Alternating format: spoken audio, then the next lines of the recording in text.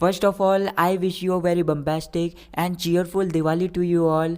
I know कि ये video थोड़ी सी लेट हो गई है क्योंकि आजकल मैं थोड़ा सा बिजी चल रहा था, लेकिन मुझे ये भी पता है कि आप इस वीडियो पर भी अपना एज यूजुअल सपोर्ट दिखाओगे। तो आज के इस वीडियो में हम इंग्लिश के कुछ ऐसे वर्ड्स, कुछ ऐसे सेंटेंसेस के बारे में बात करने वाले हैं जो हम most of the time Diwali के टाइम पर यूज़ करते हैं, या फिर हमारे साथ के जो लोग होते हैं उन्हें इन वर्ड्स या फिर सेंटेंसेस को यूज़ करते हुए देखते हैं। तो वीडियो को लास्ट तक देखते रहिए। My name is Nick and let's get going. तो चलिए गाइस, पहले हम कुछ ऐसे वर्ड्स के बारे में बात कर लेते हैं जिन्हें हम दिवाली के टाइम पर most of the time use करते ही करते हैं।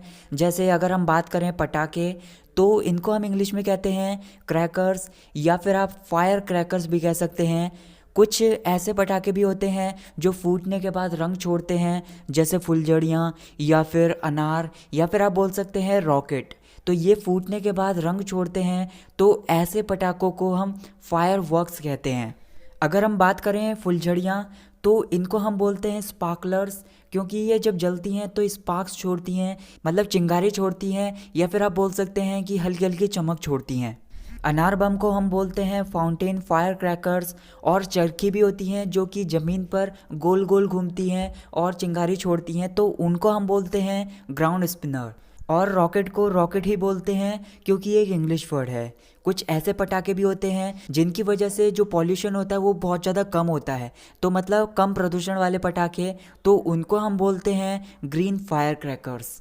अगर आप बोलना चाहें पटाखों की लड़ी, मतलब एक ऐसी चेन जिसमें बहुत सारे पटाखे लगे रहते हैं, तो उसको आप बोल सकते हैं चेन ऑफ फायर क्रैकर्स।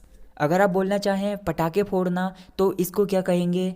इसको आप बोल सकते हैं बर्स्ट क्रैकर्स, या फिर आप ऐसे भी बोल सकते हैं बर्स्ट फायर क्रैकर्स। या फिर एक वर्ड और है लाइट, क्योंकि जब हम पटाखे फोड़ते हैं तो उनको पहले जलाया जाता है, तो आप लाइट वर्ड को भी यूज़ कर सकते हैं, लाइट फायर क्रैकर्स या फिर लाइट क्रैकर्स।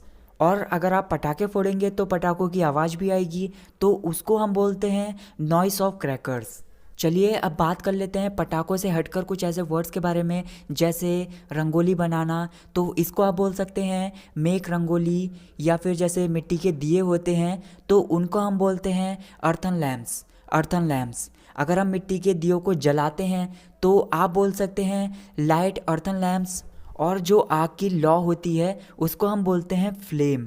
तो चले गए, सब कुछ ऐसे सेंटेंसेस को ट्रांसलेट कर लेते हैं जो कि हम यूज़ कर लेते हैं छोटे बच्चों के साथ या फिर साथ वालों के साथ।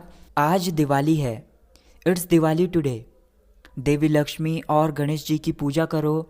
Worship the goddess Lakshmi and God Ganesha, worship the goddess Lakshmi and God Ganesha. चलो पटाखे जलाते हैं, लेट्स बर्स्ट द क्रैकर्स, या फिर आप ऐसे भी बोल सकते हैं let's burst the fire crackers, क्योंकि मैंने आपको बताया था पटाखे जलाना या फिर पटाखों को फोड़ने के लिए हम यूज़ करते हैं बर्स्ट द क्रैकर्स या फिर बर्स्ट द फायर क्रैकर्स। तो एक वर्ड और है लाइट, इसको भी आप ऐसे यूज़ कर सकते हैं लेट्स लाइट द क्रैकर्स या फिर let's light the fire crackers. क्या तुम्हें पटाखों से डर लगता है? Are you afraid of fire crackers? मेरे पास धमाकेदार पटाखे हैं। धमाकेदार पटाखे मतलब जो बहुत आवाज़ के साथ फूटते हैं, तो इसको आप बोल सकते हैं I have got whizz bangs, I have got whizz bangs. अगर जैसे पटाखा फोड़ते समय अगर कोई पटाखा बहुत ज़ोर से फटता है या फिर बहुत आवाज़ के साथ फटता है, तो आप बोल सकते हैं पटाखा बहुत ज़ोर से फटा, तो इसको आप बोलेंगे cracker burst with a bang, cracker burst with a bang. ऐसा भी हो जाता है बहुत बार, तुम्हारे धमाकेदार पटाखे की वजह से मेरा एक कान बज रहा है, तो इसको आप बोल सकते हैं my 1 ear is twinning because of your wiz bank, my 1 ear is twinning because of your wiz bank. जैसे अगर हमारे सामने कोई बच्चा होता है तो हम उससे बोल देते हैं कि पटाखों से दूर रहो, तो इसको आप बोल सकते हैं stay away from fire crackers, stay away from fire crackers. तुम अभी बच्चे हो, फुलझड़ियों को जलाओ, मतलब you are just a child, light sparklers.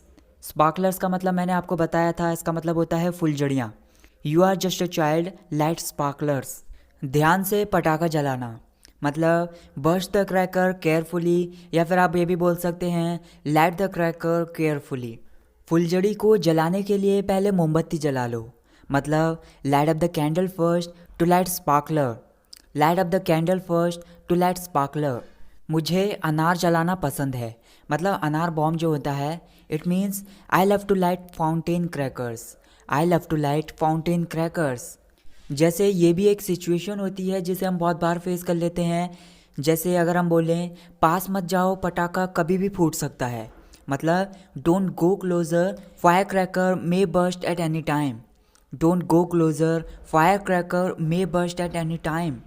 देखो इसमें थोड़ी सी चिंगारी है, मतलब थोड़ी सी स्पार्क है। Look it has little spark. Look it has little spark. जैसे अगर हम बोलें तुम्हारा पटाखा फुस हो गया या फिर जला ही नहीं, तो इसको आप बोल सकते हैं your cracker was dirt. Dirt का मतलब होता है व्यर्थ या फिर बेकार। Your cracker was dirt. वाह, तुमने क्या सुंदर रंगोली बनाई है। Wow, what a beautiful rangoli have you made. Wow, what a beautiful rangoli have you made. So that's it guys for this video. I hope आपको इस वीडियो से कुछ ना कुछ नया जरूर सीखने के लिए मिला होगा। Thank you so much for watching this video. I will catch you in the next video. Take care.